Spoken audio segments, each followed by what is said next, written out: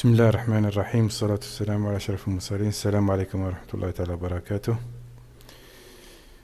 J'espère que vous allez bien et en bonne santé. Dans cette vidéo, on va réaliser le modèle numérique de l'extraction de celui en utilisant des jauges de déformation. Donc là, à la fin, comme j'ai dit dans les vidéos précédentes, donc on va comparer la courbe numérique de f en fonction de delta L avec celle expérimentale. Donc les données de l'éprouvette ou bien les dimensions de l'éprouvette, donc on a L0, B, E, L0 est égal à 54, B. Je vais utiliser 9,8 parce que ça donne des résultats. J'ai dû tromper l'autre fois en mettant 9,6 et E c'est 2 mm. Donc qu'est-ce qu'on va utiliser? On va utiliser ossature, donc les comptes de ossature. Ok.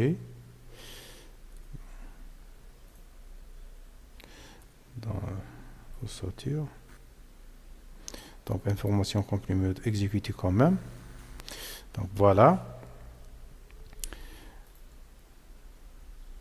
Nouvelle étude.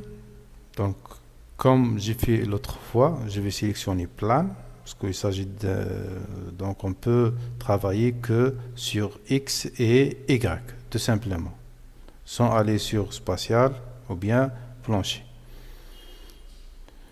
Donc je vais travailler, ajuster l'unité, on va travailler en millimètres.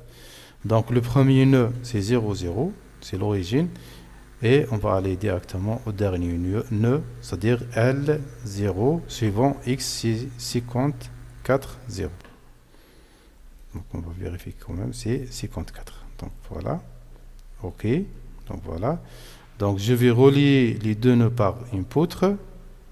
Donc il va me demander de désigner l'origine, donc l'origine c'est ça, et l'extrémité, donc c'est ça.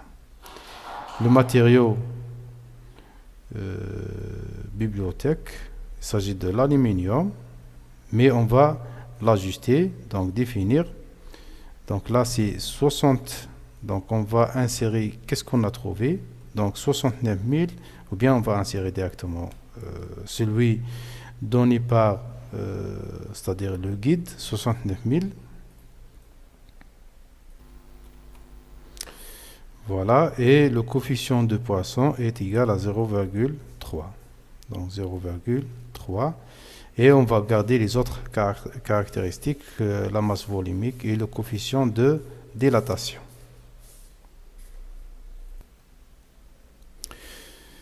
Donc je vais vérifier quand même. Donc c'est 69 000, 0,3, c'est OK. Quitter. Donc la section paramétrie, on va choisir une section rectangulaire. Y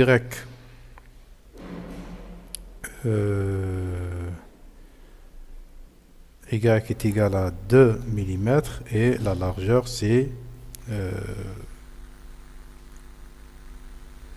ou bien on va pour l'épaisseur 2 mm sur Z et là c'est 9,8. Donc c'est ça. Donc voilà. Et en fait c'est la même chose. Ça va pas changer si on met Z 9,8 ou bien Y, ça change pas. Les résultats ne changeront pas. Donc voilà, quitter.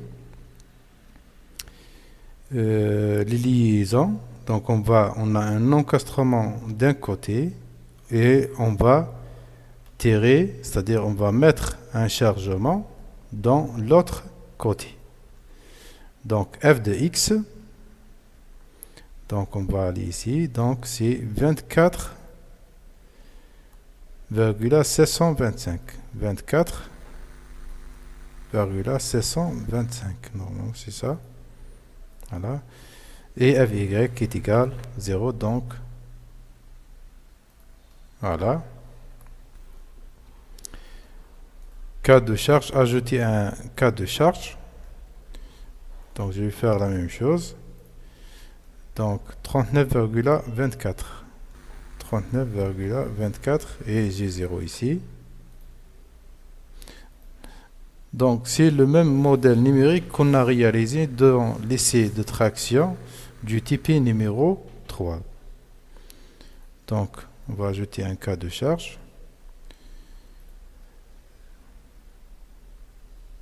53,955. 53,955. Donc ça c'est 0. Donc ça c'est la troisième charge. Cas de charge. Donc on va ajouter une autre. Donc 68,67. 68,67. 0. Ça c'est en newton bien sûr.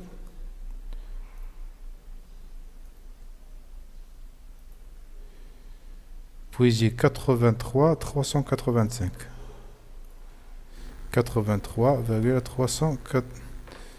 Donc 83,385, oui. Et j'ai 0 ici. Donc c'est OK. Donc je vais désigner le nœud ici. Puis je vais faire calculer. Il va me demander d'enregistrer. Il va me demander d'enregistrer le modèle. Donc je vais mettre traction. Je vais l'enregistrer dans le bureau. Donc voilà. Résultat, cas de charge 1. Donc voilà. Donc résultat, soit je prends le déplacement maximal sur x. Donc ici, si 9,793 fois 10 à la puissance moins 4. Ou bien le déplacement maximal et c'est la même chose. C'est la même chose. Donc voilà. Donc le déplacement maximal est égal 9, ça c'est delta L, 9,793.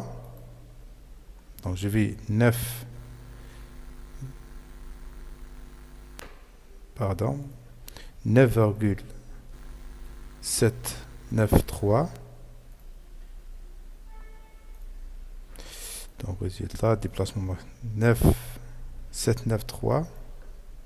Voilà. E à la puissance moins 4. Donc voilà. Donc regardez. Entre les résultats expérimentaux, la différence entre les résultats expérimentaux et ceux numériques. Donc on n'a pas une grande différence. Donc on va aller voir résultats, ou bien études, cas de charge 2, OK, résultat, déplacement maximum. 1.566. 1.566 E-3. Donc voilà. Donc étude. Troisième cas. Résultat. Donc c'est facile. Donc ça dépend ce qu'on veut. Si on veut l'allongement, c'est ça. Si on veut par exemple la contrainte, on peut avoir la contrainte bien sûr. Regardez. Par exemple, pour la charge 3, on a 2,75. Donc, si on va voir, voilà. Donc, c'est la même chose. 2,75. Ça dépend ce que je demande. Si j'ai besoin de la contrainte, je peux, bien sûr, récupérer la contrainte. Donc, sans problème. Si je veux autre chose, résultat, par exemple, les efforts normaux, ça dépend.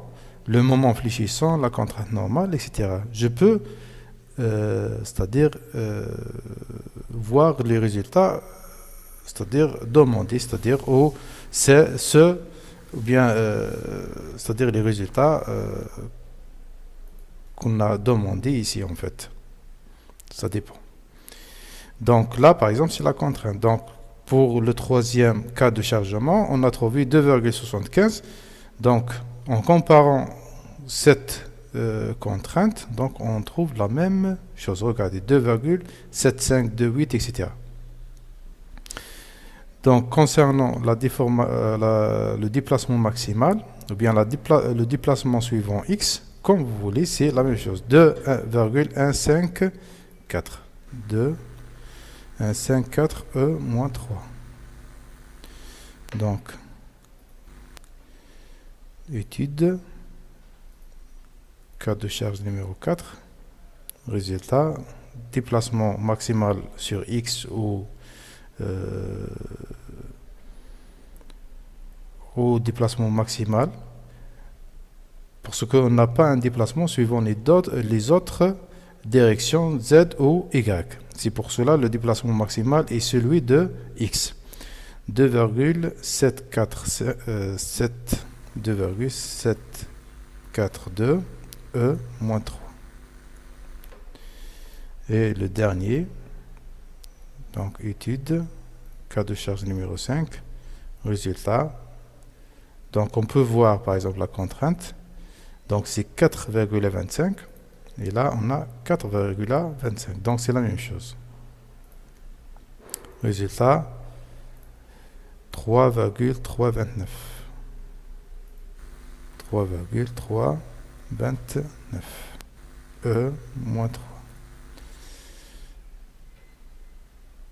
Donc remarquons que quand on augmente la charge, la différence se diminue. Donc je vais ajouter cette courbe numérique. Je vais l'appeler ici numérique. Donc voilà. Donc sélection added, c'est-à-dire ajouter. Nom de la série F delta L numérique. Les X c'est delta L numérique et les F sont la force, c'est la même que, c'est-à-dire ce qu'on a appliqué.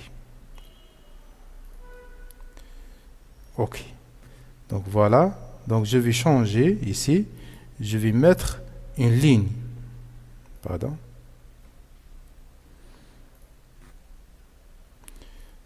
Donc je vais mettre une ligne. Donc je vais le mettre en rouge. Et je vais supprimer les marqueurs. Donc voilà.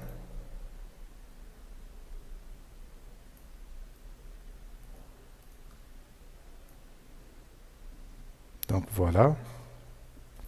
La comparaison, donc je vous ai déjà dit que cette méthode, en utilisant les jauges de déformation, elle est très très précise en fait, par rapport à l'essai sur une machine de traction universelle, quand on va utiliser, c'est-à-dire les mesures du déplacement, c'est-à-dire les mesures par des jauges de déformation dans le domaine élastique, il faut préciser, dans le domaine élastique, c'est-à-dire l'utilisation des jauges de déformation est beaucoup plus précise que la méthode de la mesure de delta L en utilisant un capteur de position.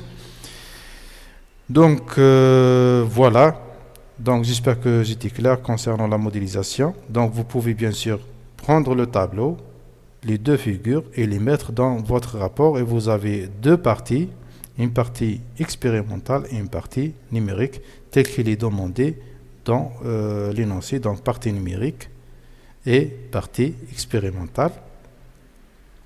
Et à la fin, il faut c'est-à-dire expliquer, c'est-à-dire là, vous n'avez pas vraiment un écart, même ici, donc il faut dire que la méthode des jauges de déformation est beaucoup plus précise. Il faut aussi parler un petit peu sur les caractéristiques déterminées, c'est-à-dire vous avez trouvé, c'est-à-dire la même chose que les caractéristiques mécaniques données par le guide du dispositif de 3 essais. Donc voilà, j'espère que j'étais clair dans cette présentation. À la fin, je vous remercie pour votre attention. Salam alaikum wa rahmatullahi wa barakatuh.